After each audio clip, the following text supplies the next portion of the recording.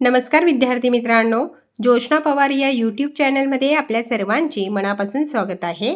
आज आपण इयत्ता 10वीच्या वर्गाची गणित भाग 1 बीजगणित या विषयाची 2026 या वर्षाची बोर्ड प्रश्नपत्रिका संपूर्ण उत्तरांसहित अभ्यासणार आहोत।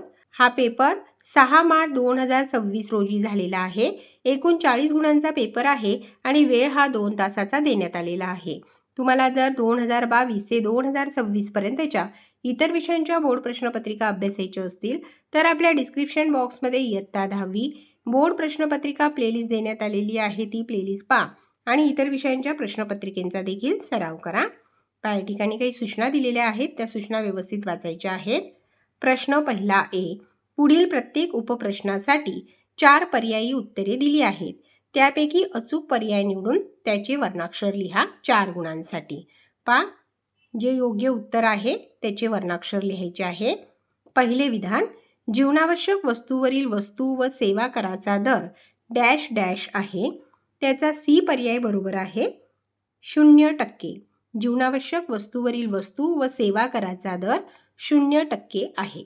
योग्य उत्तराचे वर्णाक्षर लिहायचे आहे, म्हणजे उत्तराच्या ठिकाणी तुम्ही सी हे वर्णाक्षर लिहायचे आहे। दुसरा प्रश्न, खालीलपैकी कोणते समीकरण वर्ग समीकरण नाही, त्याचा ए पर्याय बरोबर आहे x वर्ग अधिक 4x बरोबर 11 अधिक x वर्ग। हे समीकरण वर्ग समीकरण नाही, त्यामुळे ए हा पर्याय बरोबर आहे।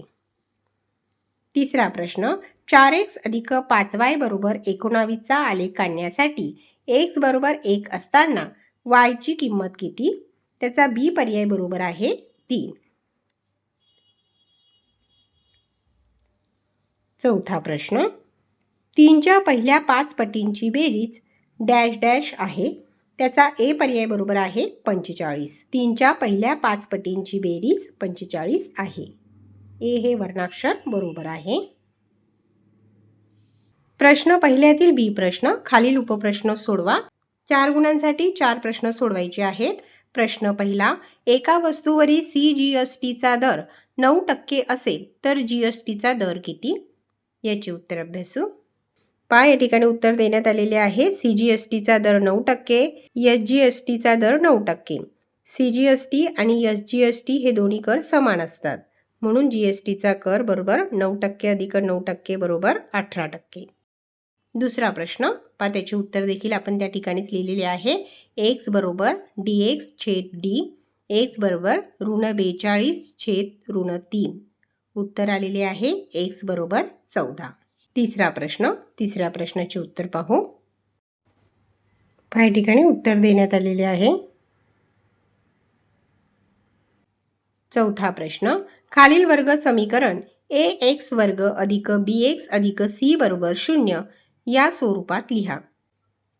2y बरोबर 10 वजा y वर्ग। या प्रश्नाचे उत्तर अभ्यासू।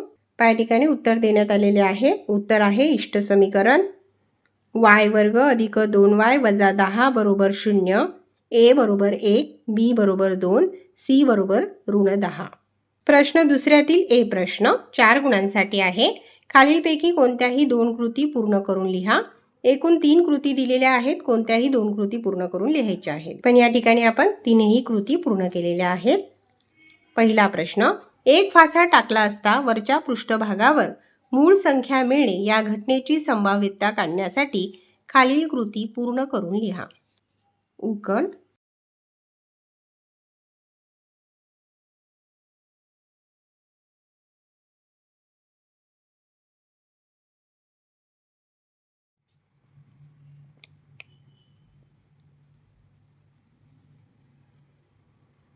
त्या ठिकाणी आपण चौकटी पूर्ण केलेल्या आहेत।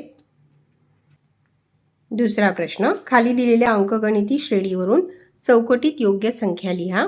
जर 70, 60, 50, 40।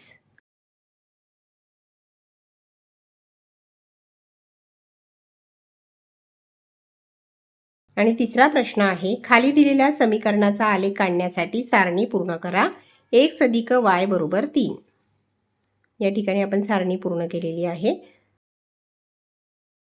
प्रश्न दुसऱ्यातील बी प्रश्न, खालीलपैकी कोणतेही 4 उपप्रश्न सोडवा 8 गुणांसाठी। एकूण 5 प्रश्न दिलेले आहेत, तुम्ही कोणतेही 4 उपप्रश्न सोडवायचे आहेत। प्रत्येक प्रश्नाला या ठिकाणी 2 गुण मिळतील. प्रश्न पहिला, 2 नाणी एकाच वेळी फेकली असता कमीत कमी 1 छापा मिळण्याच्या घटनेची संभाव्यता काढा. काही ठिकाणी उत्तर देण्यात आलेले आहे आणि उत्तर आहे कमीत कमी 1 छापा मिळण्याची संभाव्यता 3/4 आहे. दुसरा प्रश्न, खालील एक सामायिक समीकरणे सोडवा. x अधिक y बरोबर 4, 2x वजा y बरोबर 2. या प्रश्नाचे उत्तर अभ्यासू.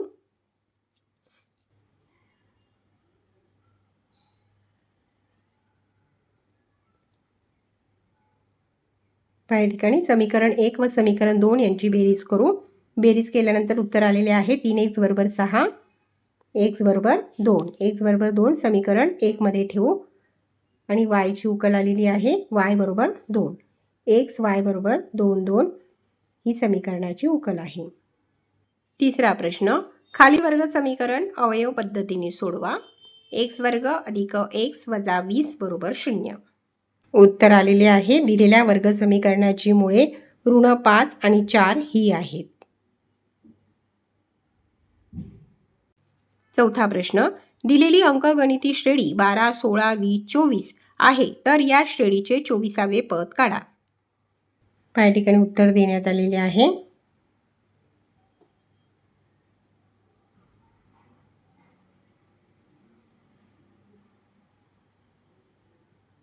आणि उत्तर आलेले आहे 24वे पद 104 आहे.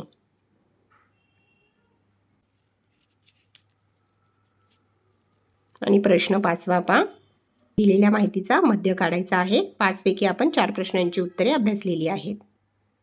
प्रश्न तिसऱ्यातील ए प्रश्न, खालीलपैकी कोणतीही एक कृती पूर्ण करून लिहा. 3 गुणांसाठी 2 कृती दिलेल्या आहेत. कोणतीही एक कृती पूर्ण करायची आहे, पण आपण या ठिकाणी दोन्हीही कृती अभ्यासणार आहोत. श्रीकर यांनी 50,000 रुपये छापील किमतीचा लॅपटॉप विकत घेण्याचे ठरवले. दुकानदाराने या किमतीवर त्यांना 10% सूट दिली. लॅपटॉपवर वस्तू व सेवा कराचा दर 18% आहे, तर दुकानदाराने आकारलेला केंद्राचा कर व राज्याचा कर काढा. श्रीकर यांना हा लॅपटॉप किती रुपयांना मिळाला? सूट 50,000 गुणिले 10% सूट म्हणजे 5,000 रुपये. लॅपटॉपची करपात्र किंमत आहे 50,000 वजा 5,000 45,000 रुपये. GSTचा दर आहे 18%. 9% केंद्राचा दर म्हणून 9% गुणिले 45,000 बरोबर 4,050 रुपये. राज्याचा कर आहे 4,050 रुपये आणि लॅपटॉपची एकूण किंमत आहे 53,100 रुपये. दुसरे उदाहरण, 5m वर्ग अधिक 2m अधिक k बरोबर 0 या वर्ग समीकरणाचे एक मूळ ऋण 7/5 असेल, तर k ची किंमत काढण्यासाठी खालील कृती पूर्ण करा. त्या ठिकाणी आपण कृती पूर्ण केलेली आहे. 5 गुणिले ऋण 7/5 वर्ग अधिक 2 गुणिले ऋण 7/5 अधिक k बरोबर 0. 49/5 अधिक ऋण 14/5 अधिक k बरोबर 0. 7 अधिक k बरोबर 0. k बरोबर ऋण 7. प्रश्न तिसऱ्यातील बी प्रश्न आहे. खालीलपैकी कोणतेही 2 उपप्रश्न सोडवा. 4 प्रश्न दिलेले आहेत, त्यापैकी कोणतेही 2 प्रश्न सोडवायचे आहेत 6 गुणांसाठी, म्हणजे प्रत्येक प्रश्नाला या ठिकाणी 3 गुण मिळतील. प्रश्न पहिला आहे, 2 संख्यांमधील फरक 3 असून मोठ्या संख्येची तिप्पट आणि लहान संख्येची दुप्पट यांची बेरीज 19 आहे, तर त्या संख्या शोधा. या प्रश्नाचे उत्तर अभ्यासू. काही ठिकाणी उत्तर देण्यात आलेले आहे.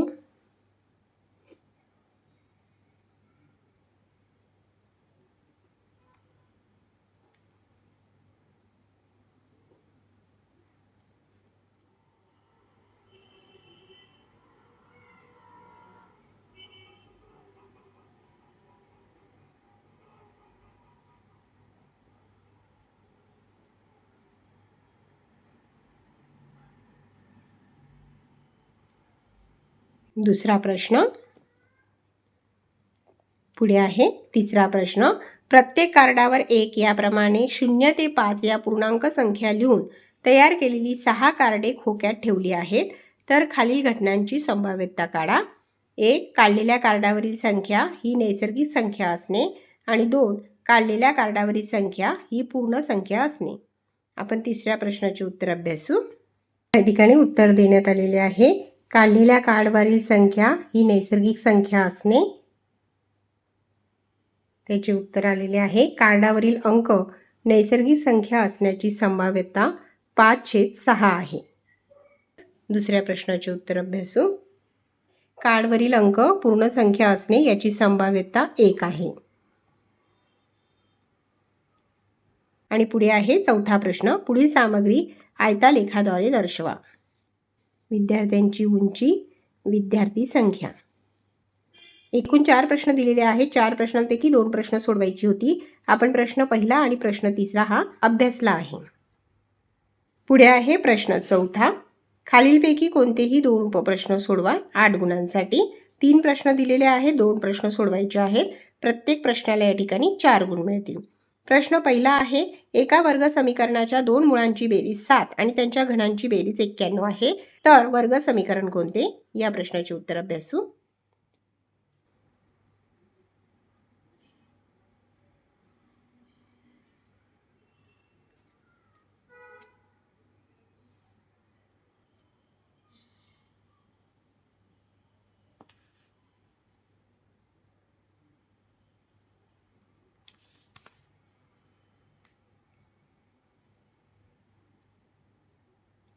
आणि उत्तर आलेले आहे. इष्टवर्गी समीकरण x वर्ग वजा 7x अधिक 12 बरोबर 0 आहे. दुसरा प्रश्न. श्रीमती तेजस्विनी यांनी एका कंपनीचे 80 रुपये दर्शनी किमतीचे 100 शेअर्स 900 रुपये बाजारभावाने विकत घेतले. प्रति शेअर 0.5% दलाली व दलालीवर 18% GST दिला तर. त्या माहितीवर आधारित पहिला प्रश्न आहे. 100 शेअर्ससाठी एकूण गुंतवणूक किती रुपये केली? एकूण गुंतवणूक बरोबर शेअरची संख्या गुणिले बाजारभाव प्रति शेअर. 100 गुणिले 900 बरोबर 90,000. गुंतवणुकीवर दलाली किती दिली? दलालीची रक्कम बरोबर एकूण गुंतवणूक गुणिले दलालीचा दर. आणि त्याचे उत्तर आलेले आहे 450. तिसरा प्रश्न. दलालीवरील GST काढा. GSTची रक्कम बरोबर दलालीची रक्कम गुणिले GSTचा दर. आणि उत्तर आलेले आहे 81. आणि चौथा प्रश्न आहे. 100 शेअर्ससाठी एकूण किती रुपये खर्च झाले? एकूण खर्च बरोबर एकूण गुंतवणूक अधिक दलालीची रक्कम अधिक GSTची रक्कम. एकूण गुंतवणूक आहे 90,000, दलालीची रक्कम आहे 450 आणि GSTची रक्कम आहे 81. म्हणजे एकूण 100 शेअर्ससाठी 90,531 रुपये खर्च झाले. आणि पुढे आहे तिसरा प्रश्न. शाळेतील 105 विद्यार्थ्यांनी पूरग्रस्तांसाठी जमवलेल्या निधीची वारंवारता सारणी दिली आहे. त्यावरून जमा केलेल्या निधीचा मध्यक काढा. निधी रुपयांमध्ये आहे आणि विद्यार्थी संख्या. प्रश्न पाचवा. खालीलपैकी कोणताही एक उपप्रश्न सोडवा. 3 गुणांसाठी आहे. 2 प्रश्न दिलेले आहेत. कोणताही एक प्रश्न सोडवायचा आहे. प्रश्न पहिला. एका शाळेतील विद्यार्थ्यांनी शाळेत येण्यासाठी वापरलेल्या विविध वाहतूक साधनांची निरीक्षणे खालील सारणीत दिली आहेत. तर एची किंमत काढा व त्यावरून वृत्तालेख काढा. प्रश्न दुसरा. गट ए व गट बी मध्ये काही विद्यार्थी आहेत. जर गट ए मधील एक विद्यार्थी गट बी मध्ये गेला तर दोन्ही गटातील विद्यार्थी संख्या समान होते. परंतु गट बी मधील एक विद्यार्थी गट ए मध्ये आल्यास ए गटातील विद्यार्थी संख्या बी गटातील विद्यार्थ्यांच्या संख्येच्या दुप्पट होते. तर प्रत्येक गटातील विद्यार्थी संख्या काढा. उत्तर. समजा गट ए मधील विद्यार्थ्यांची संख्या ए आणि गट बी मधील विद्यार्थ्यांची संख्या बी आहे. पहिल्या अटीनुसार जर गट ए मधील एक विद्यार्थी गट बी मध्ये गेला तर दोन्ही गटातील विद्यार्थी संख्या समान होते. म्हणून ए वजा 1 बरोबर बी अधिक 1. ए वजा बी बरोबर 2.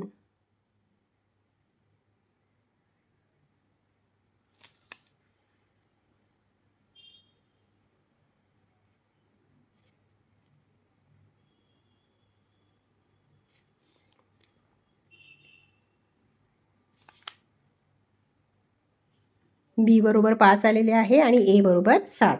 गट ए मधील विद्यार्थ्यांची संख्या 7 आहे आणि गट बी मधील विद्यार्थ्यांची संख्या 5 आहे. पहा विद्यार्थी मित्रांनो, या ठिकाणी आपण इयत्ता 10वीच्या वर्गाची गणित भाग 1 बीजगणित या विषयाची 2026 या वर्षाची बोर्ड प्रश्नपत्रिका संपूर्ण उत्तरांसहित अभ्यासली. व्हिडिओ आवडल्यास व्हिडिओला लाईक करा आणि चॅनलला सबस्क्राईब करून ठेवा, जेणेकरून या पुढचे जे नवनवीन शैक्षणिक व्हिडिओ मी यूट्यूबवर टाकेन त्याची नोटिफिकेशन अगोदर तुमच्यापर्यंत पोहोचेल.